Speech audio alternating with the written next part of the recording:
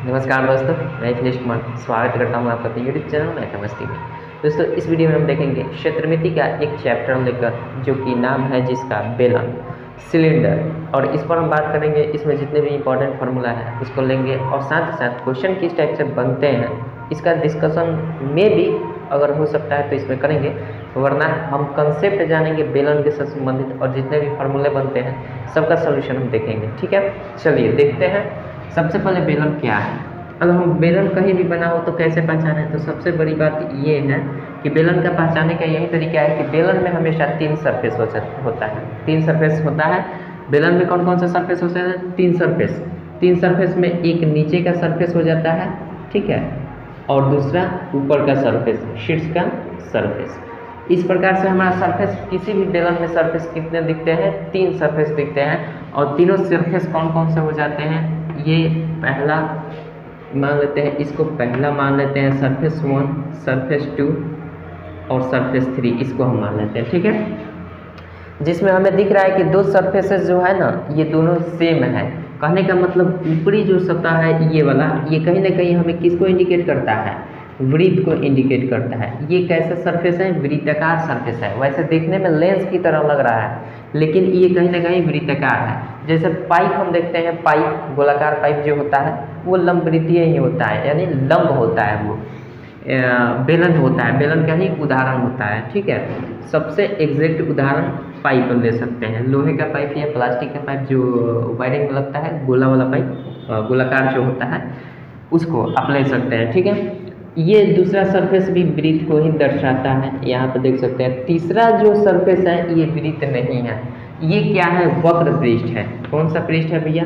वक्र पृष्ठ। ये वक्र पृष्ठ है, ये वक्र पृष्ठ है। लेकिन ये क्या है? ये वृत्त पृष्ठ है। ये भी वृत्ताकार है, तो वृत्त पृष्ठ में हम कर सकते हैं। ठीक है, तो ये हमारा हो जाएगा वक्र पृष्ठ, वृत्त, यहाँ पर भी वृत्त। यानी कहीं ना कहीं हम कह सकते हैं कि बेलन 3 सतहों से बनी एक ऐसी आकृति है जिसके अंदर 2 वृत्त होते हैं, जिसमें 2 वृत्त निहित ही होते हैं, ये फिक्स है। और साथ ही साथ एक वक्र पृष्ठ होता है जिसको हम क्या बोलते हैं? बेलन बोलते हैं। ठीक है, तो आप यहाँ से आपको 3 फार्मूले मिल सकते हैं, बहुत ही इंपॉर्टेंट, जो कि बेसिक इसका फार्मूला है बेलन से संबंधित।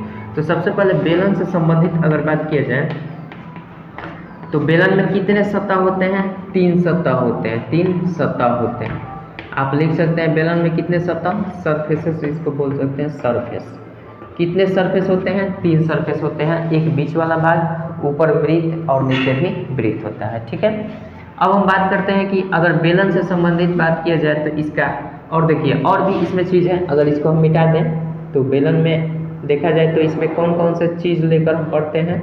एक ये होता है। इसको यहाँ से यहाँ तक की दूरी को हम क्या बोलते हैं? एच बोलते हैं। एच कहे तो हाइट, हाइट कहे तो ऊंचाई। ठीक है, और यहाँ से यहाँ तक को हम क्या बोलते हैं? ये आर होता है। क्योंकि ये वृत्ताकार ही है, तो वृत्ताकार है तो इसके केंद्र बिंदु से इसके परिधि के बीच की दूरी को हम क्या बोलते हैं? त्रिज्या बोलते हैं। वही कंडीशन यहाँ भी लगेगा, ये भी आर ही। ठीक है, तो इसको हम त्रिज्या बोलते हैं, इसको भी त्रिज्या बोलते हैं, इसको केंद्र बोलेंगे।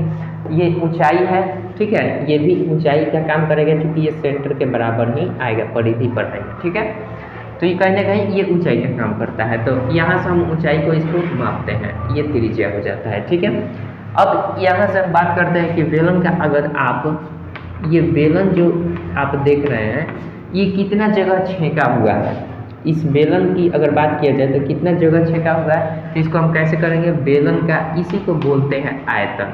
कोई भी वस्तु जितना स्थान छेकती है या घेरती है, वही स्थान, घिरा हुआ स्थान उस वस्तु का आयतन कहलाता है। तो अगर आयतन की बात किया जाए तो आयतन हमेशा कैसे निकाला जाता है? आयतन हमेशा इसके आधार से, आधार को ले लेते हैं, एक किसी भी बेलन के एक आधार को ले लेते हैं, उस आधार में हम अगर एच से गुना कर देंगे तो वो क्या हो जाएगा? वो निकल जाएगा हमारा आयतन। यानी आधार की बात करें तो आधार कैसा है? वृत्ताकार है, और वृत्त का क्षेत्रफल जो होता है वो कितना होता है? तो वृत्त का क्षेत्रफल बराबर पाई आर स्क्वायर होता है। वृत्त का क्षेत्रफल बराबर क्या होता है? पाई आर स्क्वायर। और इस वृत्त के क्षेत्रफल में हम सिंपल क्या कर देते हैं? इसकी ऊंचाई से गुना कर देते हैं ना, तो वो निकल जाता है क्या? इसका आयतन निकल जाता है, कितना जगह छेका हुआ है।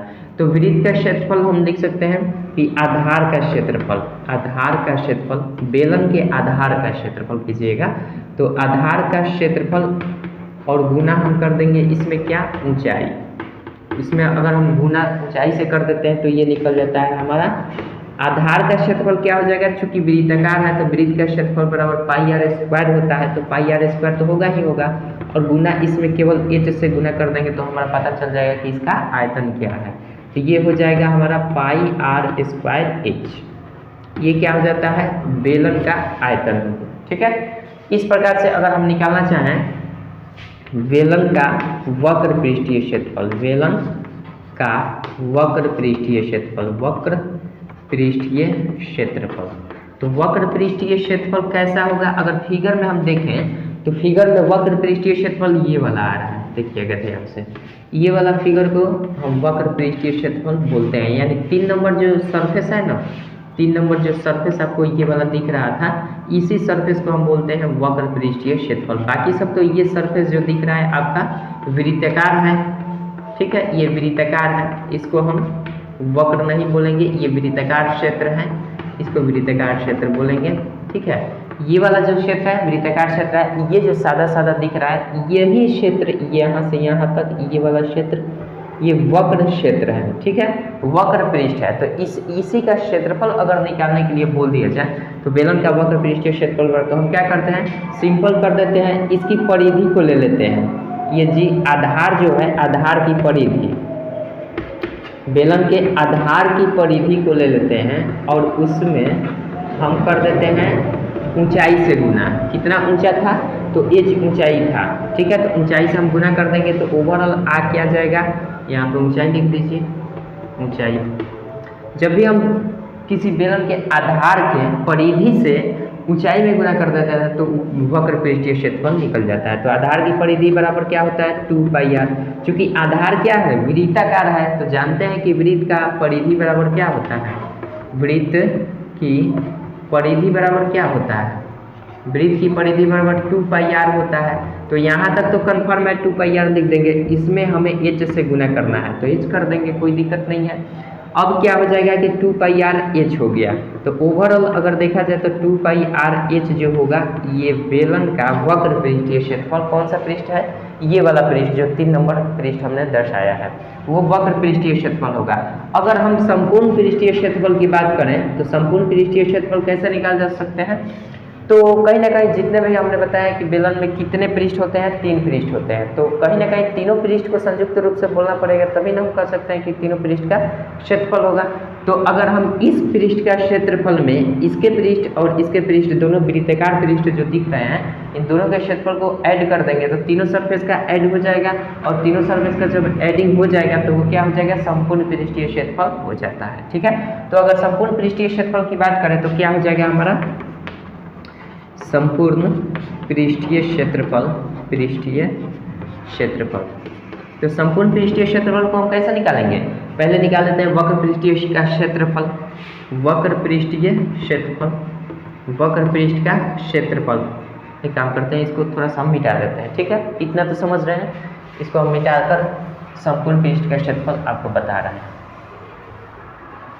अगर आप संपूर्ण पृष्ठ का क्षेत्रफल निकालना चाहते हैं तो क्या करना पड़ेगा, संपूर्ण पृष्ठ का क्षेत्रफल, संपूर्ण पृष्ठ के क्षेत्रफल के लिए आपको करना पड़ेगा वक्र पृष्ठीय क्षेत्रफल, वक्र पृष्ठ का क्षेत्रफल आप प्लस कर देना है कौन सा, इस वृत्त का क्षेत्रफल और फिर इस वृत्त का क्षेत्रफल। तो इस वृत्त का क्षेत्रफल उतना ही आएगा जितना इस वृत्त का क्षेत्रफल आएगा, यानी कहने का मतलब दोनों का एरिया जो निकलेगा ना सेम रहेगा। तो हम क्यों ना कर दें कि दोनों को 2 बार लिखने के बजाय हम 2 गुना एक वृत्त का क्षेत्रफल लिख दें, 2 गुना किसी एक वृत्त का क्षेत्रफल निकाल देंगे तो हमारा दोनों क्षेत्रफल इसमें जुड़ जाएगा ना, तो एक वृत्त का क्षेत्रफल निकाल देंगे, या फिर हम 2 गुने आधार का क्षेत्रफल कर सकते हैं, आधार का क्षेत्रफल, क्योंकि यही तो आधार है, कोई भी वस्तु कोई भी आकृति जिस पर अड़ी होती है, जिस पर खड़ी होती है, जिस पर उसका बेस होता है उसी को तो आधार बोलते हैं। ये खड़ा किस पर है, इसी पर है, तो आधार क्या है, यही आधार है।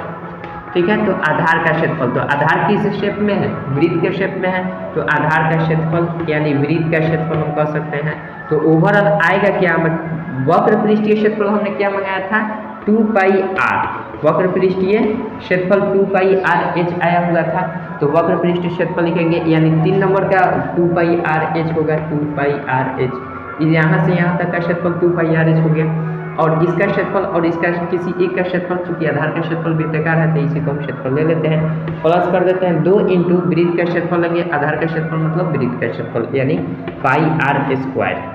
ठीक है, कोई दिक्कत नहीं है। यहाँ से हम क्या करेंगे, ये देख लेंगे कॉमन क्या है, तो यहाँ कॉमन हमें 2 दिख रहा है, पाई भी दिख रहा है, आर भी दिख रहा है, तो 2 पाई आर कर देंगे, तो यहाँ पे बचा क्या, एच बचा केवल, और यहाँ पे क्या बचा, आर बचा, चूंकि 2 आर है तो एक आर यहाँ आ गया, तो एक आर यहाँ आ गया। ठीक है, अब इसी को हम थोड़ा सा फॉर्मेट चेंज कर दें, तो इसको हम लिख सकते हैं 2 pi R into R plus H भी लिख सकते हैं, जोड़ में कोई दिक्कत नहीं है, आप इतना पर भी छोड़ सकते हैं, इतना भी हो जाएगा। ठीक है, तो ये हो गया हमारा फॉर्मूला। अब आपसे क्वेश्चन दे सकता है, क्वेश्चन किस टाइप से देगा आपका, जैसे मान लीजिए कि कह देगा कि किसी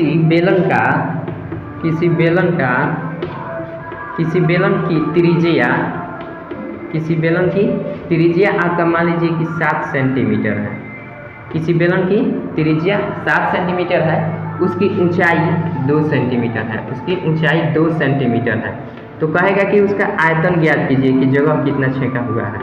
ठीक है, आयतन क्या होगा, तो आयतन अभी हमने बताया आपको क्या हो जाएगा, आयतन आपका क्या हो जाएगा, पाई आर स्क्वायर एच। आधार में ऊंचाई से जब गुना किया जाता है तो हमेशा क्या निकलता है, आयतन निकलता है, तो आयतन क्या हो जाएगा, पाई आर स्क्वायर एच। तो पाई आर स्क्वायर एच का मतलब हम इसमें मान को पुट करेंगे, हमारा पाई का वैल्यू 22/7 हमेशा प्रयोग करते हैं, पाई बराबर 22/7, या कहीं कहीं 3.14 का भी प्रयोग हो सकता है, यहाँ पे आप प्रयोग कीजिए 22/7 और आंसर बताइए कि कितना हो रहा है। ठीक है, चलिए आंसर हम अगर करते हैं तो पाई का मतलब 22/7 कर देंगे, आर हमारा कितना दिया गया है 7 सेंटीमीटर, तो 7 को हम 2 बार लिखेंगे, 7 गुने 7, या फिर 7 से 49 भी कर देंगे, तो फिर काटने में झंझट हो जाएगी, इसलिए छोड़ देते हैं।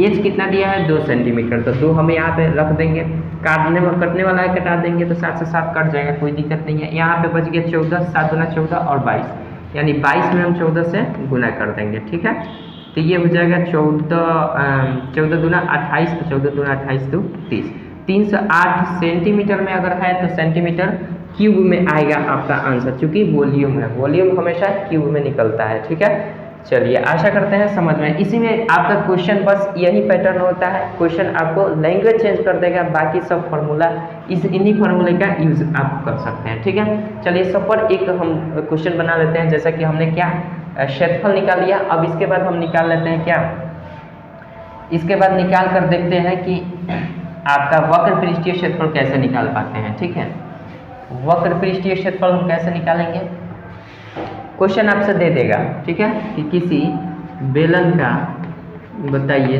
त्रिज्या जो दिया गया है, किसी बेलन का त्रिज्या दिया गया है 14 सेंटीमीटर। ठीक है, किसी बेलन का त्रिज्या मतलब क्या, यहाँ से यहाँ तक की केवल दूरी दी गई होती है, ये वाला, ये यहाँ से यहाँ तक दूरी दी गई है। ठीक है, 14 सेंटीमीटर, और ऊंचाई आपका दे दिया गया है, मान लीजिए 5 नहीं 2 ही सेंटीमीटर मान लीजिए, तो आपसे पूछेगा कि वक्र पृष्ठीय क्षेत्रफल निकालिए, वक्र पृष्ठीय क्षेत्रफल बता दीजिए। ये बहुत सिंपल है, डायरेक्ट फॉर्मूले का पैटर्न है। ठीक है, पृष्ठीय क्षेत्रफल निकाला, वक्र पृष्ठीय क्षेत्रफल निकाला, तो ये वाला क्षेत्र निकालना, तो इस वाले क्षेत्र को हम कैसे निकालते हैं, इसके आधार की परिधि को लेते हैं, उसमें ऊंचाई से गुना कर देते हैं, तो परिधि का बराबर 2 पाई आर होता है, उसमें एच से गुना कर देना होता है, बस यही तो होता है। अब हम क्या करेंगे, क्षेत्रफल बराबर यानी 2 गुने पाई का मान हमेशा 22/7 रखा जाता है, 22/7 रख देते हैं, आर का वैल्यू कितना है 14 सेंटीमीटर हमारे पास है, गुना एच दिया है, एच हमने कितना माना है 2 सेंटीमीटर, 2 सेंटीमीटर प्रश्न में कह रहा है, तो हम सिंपल यहाँ से काट देंगे, 7 दूना 14 हो जाएगा, ये गुना कर देंगे, 2 दूना का 4 दूना का 8, 22 8 8 दूना 16, 8 दूना 16 117, इतना सेंटीमीटर स्क्वायर आपका क्या हो जाएगा, पृष्ठीय वक्र पृष्ठीय क्षेत्रफल हो जाएगा, यानी इतना ही। ठीक है, अब बात करते हैं इसी टाइप में, अगर यहीं पे पूछ दे आपसे कि बताइए कि संपूर्ण पृष्ठीय क्षेत्रफल क्या होगा, संपूर्ण पृष्ठीय क्षेत्रफल बराबर क्या होगा, संपूर्ण पृष्ठीय क्षेत्रफल अगर पूछ दे तो हम जानते क्या है formula, 2 pi R H into हम आर प्लस एच करते हैं, यही ना करते हैं, यानी हम क्या करते हैं, सबसे पहले 2 pi R H into R plus H कर देते, सॉरी गलती, 2 pi R into R plus H होता है, मिस्टेक हो गया। होता क्या है कि हमारा आधार ले लेते हैं, आधार दोनों आधार को जोड़ देते हैं किसमें, इस वक्र पृष्ठीय क्षेत्रफल में, यानी 2 पाई आर, इसमें हम 2 पाई आर एच प्लस जोड़ देते हैं 2 इंटू पाई आर स्क्वायर। यहाँ से यही कॉमन, ऐसे भी आप कर सकते हैं, डायरेक्ट इसमें मान पुट कीजिएगा तो भी आपका आंसर आएगा, या फिर इसी को कॉमन ले देते हैं तो 2 pi R into R plus H, यही चीज़ है जो अभी मैंने आपको बताया था। 2 pi R into R plus H कर देंगे, संपूर्ण पृष्ठीय क्षेत्रफल निकल जाएगा। तो यहाँ से 2 कर दीजिए, 22/7 कर दीजिए, आर का वैल्यू हमारा दे दिया गया है 14, तो 14 कर लेते हैं। यहाँ से आर फिर 14 कर देंगे, इसमें एच जोड़ देना है, एच 2 सेंटीमीटर है, 2 कर देते हैं, ठीक है। यहाँ से काट देंगे 7 दूना 14, 2 दूना के 4 दूना 22 चौके 28, और गुना कर देना है इसमें 14 2 16, ठीक है। अब इसमें सिंपल गुना कर देना है, जो आपका आंसर आएगा तो 16 8 28 हाथ से 12 16 8 128, अब 12 आपका कितना हो जाएगा, 28 2 30 और 10 40, यानी आपका 140 हो जाएगा, यानी 14 से 8 सेंटीमीटर स्क्वायर आपका आंसर हो जाएगा, ठीक है। तो आप इस तरह से भी कर सकते हैं। रह गई बात, यहाँ पे थोड़ा सा गुणनफल देख लीजिएगा, कहीं गलती भी हो सकता है, कोई दिक्कत नहीं है, केवल यहाँ पे गुणा कर देना था। आशा करते हैं कि समझ में आ रही है। देखिए यहाँ पे थोड़ा सा साउंड गूंज रहा है, लगता है कि कॉपीराइट हो जाएगा मेरे वीडियो में, तो रहने देते हैं। नेक्स्ट वीडियो में हम बात करेंगे बेलन से संबंधित, अगर कोई और फार्मूला होगा तो हम उस पर बात करेंगे। जैसे कि अभी आपको आ सकता है खोखले बेलन से संबंधित क्वेश्चन आपको देखने को मिल सकता है, तो बेलन में ये हमने तीनों फार्मूला जो है इंपॉर्टेंट था बता दिया है। नेक्स्ट वीडियो में हो सकता है कि खोखले बेलन पर हम बात करेंगे, और साथ ही साथ कुछ क्वेश्चन इस पर हम, जो कि बुक में जिस तरह से क्वेश्चन पूछा जाता है उस पर हम बात करेंगे, ठीक है। चलिए मिलते हैं नेक्स्ट वीडियो में, तब तक के लिए जय हिंद जय भारत।